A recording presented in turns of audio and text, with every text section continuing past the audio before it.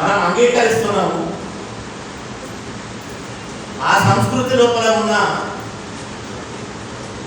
అమానవీయ విలువలేంటిది, మనం మానవీయ విలువల వైపు మనం ఎట్లా ప్రయాణం చేయాలి అని ఆలోచించి నేను భూగర్భ తిరుపతి ములాట పుస్తకానికి జానపదాన్ని జ్ఞానపదంలో నిలిపిన కవి అని ఒక టైటిల్ పెట్టి రాయటం జరిగింది. సమాజం లోపల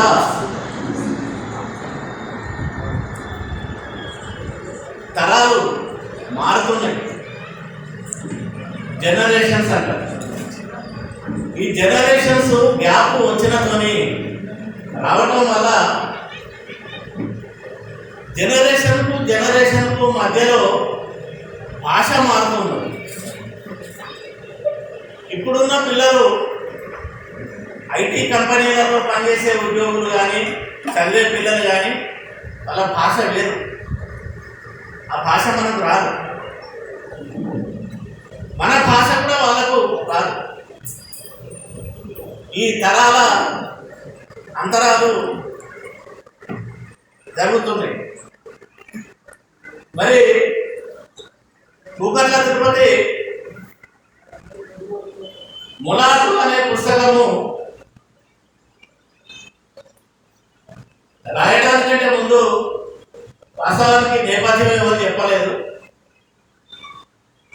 తను ఒక బాల కార్మికుడి నుంచి భాషా పండితుడిగా ఎదిగాడు. ఆయన రాత్రి పాఠశాలలో అక్షరాలు దిద్దుకొని పొద్దంతా గొర్రెలను కాస్తూ మననం చేసుకుంటూ మళ్ళీ రాత్రి పాఠశాలలో అప్పగించేవాడు. అట్లా చదువుకొని బాగా చదువుకున్న తర్వాత ఆ రాత్రి పాఠశాల ఉపాధ్యాయుడు ఈయన చురుకైన విద్యార్థి అని గుర్తించి ఈయనను గంగిపల్లి ప్రభుత్వ పాఠశాల లోపల 4వ తరగతి లోపల చేర్చడం జరిగింది.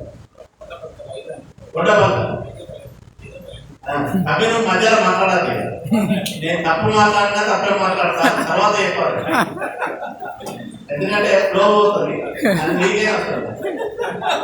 ఓకే,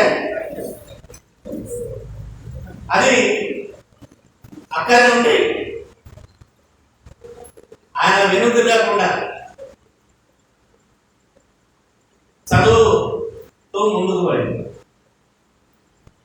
ముందుకు పోయి కాకతీయ విశ్వవిద్యాలయం లోపల ఎంఏ తెలుగు చేసిండు. భాషా పండితుని శిక్షణ చేసి ఇప్పుడు మూలశాల ప్రభుత్వ పాఠశాలలో తెలుగు భాష అధ్యాపకుడిగా పనిచేస్తారు. ఇది నేపథ్యం. మరి ఇది జీవిత నేపథ్యం అయితే సాహిత్య నేపథ్యం అయితే ఈయన సాహిత్యం ఈరోజు వలాలు రాయించిన నేపథ్యమే. అంటే మీరు ఏ కవిత తీసుకో, దీంట్లో బహుశా నేను అనుకుంటా సబ్జెక్టు కరెక్షన్ 2006 నుంచి దాదాపు 8 సంవత్సరాలు రాసిన కవిత్వం ఉంది. 50 కవితలు. ఈ 50 కవితలకు నేపథ్యము ఒక గ్రామం,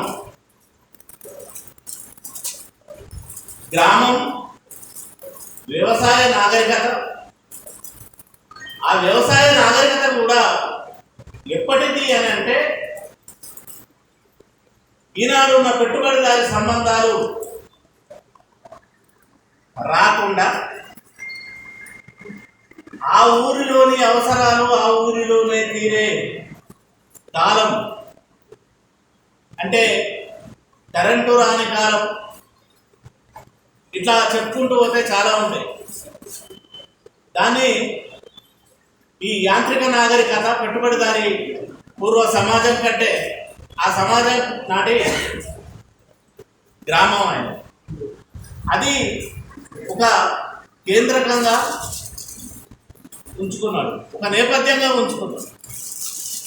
అట్లాగే నేను ఇందాక చెప్పిన తను చిన్నప్పుడు గొర్రెలను కాసింది కాబట్టి ఆయన ఆ కులవృత్తికి సంబంధించిన నేపథ్యం కూడా ఉన్నది. ఈరోజు మనకు దర్శనమిచ్చే కవిత్వం మొత్తం ఈ రెండు నేపథ్యాల నుంచే వచ్చింది, దీన్ని దాటి రాలేదు. మీరు ఏ పోయం ఏ కవిత చదివినా ఉపమానాలైనా ఉత్ప్రేక్షలైనా మీరు ఏది చూసినా ఆ కవిత ద్రవ్యాలు కవిత దినుసులు ఏవైతే ఉన్నాయో వాటిని మీరు దేన్ని చూసినా ఆ వ్యవసాయ నాగరికత నుండే ఉంటాయి, ఆ వృత్తి జీవితం నుండే ఉంటాయి. ఇది నాకు అర్థమైన మొలాటు. ఇక పుస్తకంలోకి పోతే